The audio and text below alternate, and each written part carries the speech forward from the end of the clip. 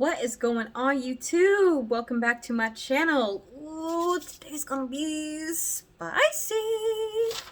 And you already know what it is. So, before I get to go on this channel, I just want, again, to say thank y'all for watching this channel. Like, I'm on a roll. I just feel like I'm trying my best, you guys, to keep my content going. So please just bear with me. If you are new to this channel, look, we keep it real on here. Okay, I'm going to tell the truth.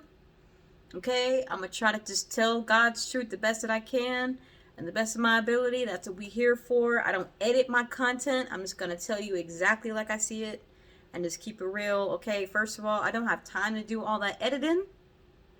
Like the way that all these big, huge, like massive YouTubers do it. If I edit, it's going to be like maybe an intro, which I'll have to work on that. But anyway, so today we are going to talk about something that is very relevant to my life because it has been a huge part of my life and maybe some of the lives of you guys too as well. And that is singleness. Now, I made a video in the past about singleness and how, and this is something I've had to like learn, is that society makes singleness look like it's like there's something wrong with you. Like if you're single, there's something wrong with you. Like you're doing something wrong. You're not good enough. Like I've heard women say that if you're single for a long time, then you just can't keep a man around. Which I won't even go into that because that's not what this video is about. But today I want to talk about just God's perspective on singleness and sexual relations in singleness. Okay, that's really what I want to focus on today. So, all right.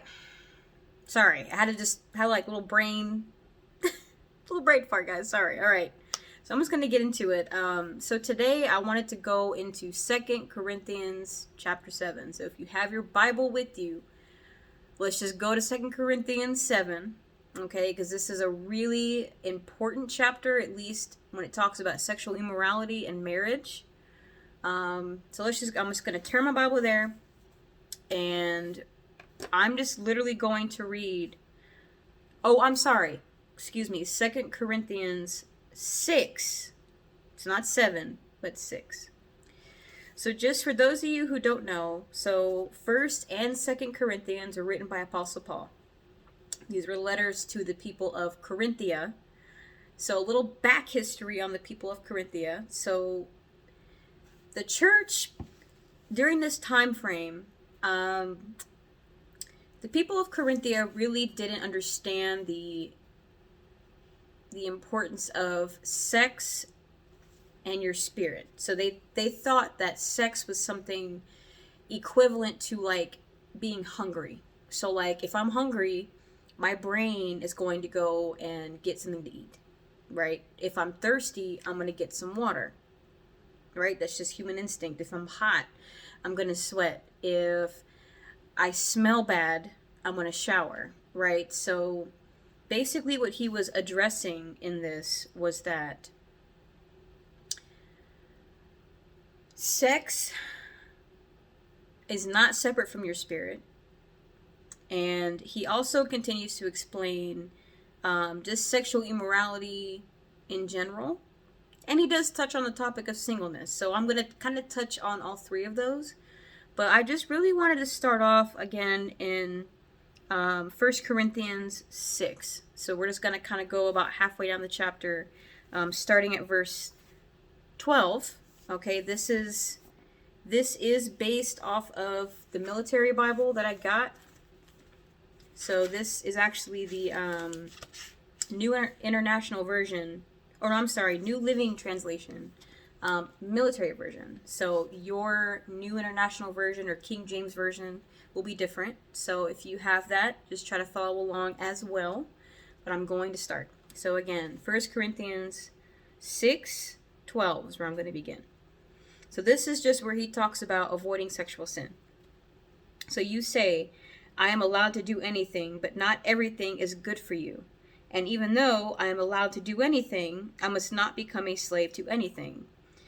You say, food was made for the stomach and the stomach for food. And then in parentheses it says, this is true, though someday God will do away with both of them. And then he continues to get into it and says, but you can't say that our bodies are made for our sexual immorality, They were made for the Lord, and the Lord cares for our bodies. So he continues to say the importance of sex when it comes to our bodies. So fast forward, going to 15. So verse 15. So don't you realize that your bodies are actually parts of Christ? Should a man take his body, which is part of Christ, and join it to a prostitute? Never. So what he's saying is sex is so important. Sex is so important that every time you have sex, it's worship. You're basically putting Christ in a position that, in the Holy Spirit, that he doesn't want to be in when you engage with sex outside of marriage. So he's trying to communicate to the church at this time, look, sex is not like food. You can't just go get it when you feel aroused. There's a process, there's a reason why sex was made to be in marriage. So that he's trying to emphasize, please do not equate sex to something as physical and tangible like a book or food or water. It's very spiritual. There is a meaning behind it. So in terms of singleness, just because for those of you, like I said, you may or may not know, but Apostle Paul was single. And we don't know if he had a wife previously to him writing this part of the Bible. We don't know. But we do know for the majority of his time, his life, he was single. And what I found really interesting about Paul's explanation of singleness is, and I'm going to get to the actual verse here in a minute, but what he talks about is basically, look, if you're single, please stay single. And if you're with somebody, please stay with somebody. So he's basically saying, please enjoy whatever status you're in. So whether you are married, if you're a husband, be happy with just your wife. If you're a wife, just be content with your husband. And if you're single, enjoy being single. All right. So now I'm going to kind of fast forward, and we're going to skip ahead. It's going to be like 1.5 chapters. So right now I'm going to get to that specific topic, and it begins in 1 Corinthians 7:24. So it's going to be a little fast forward. So Apostle Paul really goes into the topic, like I said, of remaining as you are. And it starts off by saying, each of you, dear brothers and sisters, should remain as you were when God first called you. Now, this is not me trying to throw the Bible in your face. Okay, I want to kind of bring a perspective of Apostle Paul was really passionate about being single, because there is a power, there is a freedom emotionally, mentally, and spiritually in being single. And he's trying to encourage you, look, if you're single, don't just focus on just getting married. There is so much more to life than just marriage, than just getting into a relationship. So he's like trying to encourage us to enjoy the singleness that we have. So the verse, so again, 1 Corinthians 7:25. So then he says, now regarding your question about the young women who are not yet married, going into verse 26, because of the present crisis, I think it is best to remain as you are. If you do not have a wife, do not seek to get married, but if you do get married, it is not a sin. So then fast forward to 29. So now he's kind of closing this chapter, and he says, but let me say this, dear brothers and sisters, that the time that remains is very short, So from now on, those with wives should not focus only on their marriage. Those who weep or who rejoice, who buy things, should not be absorbed by their weeping or their joy or their possessions. Now, one of my most favorite verses about this topic is 32. I want you to be free from the concerns of this life. An unmarried man can spend his time doing the Lord's work and thinking how to please him. But a married man has to think about his earthly responsibilities and how to please his wife. His interests are divided. In the same way, so he talks about women now. In the same way, a woman who is no longer married or has never been married can be devoted to the Lord and holy in body and in spirit. So he's emphasizing for men and women, look, if you're a man watching this, if you're a man reading this, look, you're able to completely submit yourself to God and do God's work. You know, I just know from the men in my life that I know, and that includes my own father, once a man is focused on something, he's going to go for it 100%. So either that is in his marriage, in his job, especially if he is not married, a man should make it's a decision, but a man should focus on completely submitting himself to his purpose.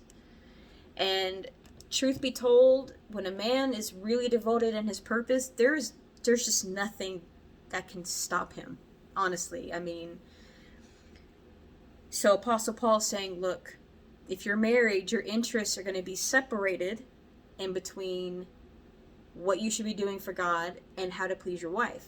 Your interests are always going to be separated. But if you're not married, you have full devotion to God.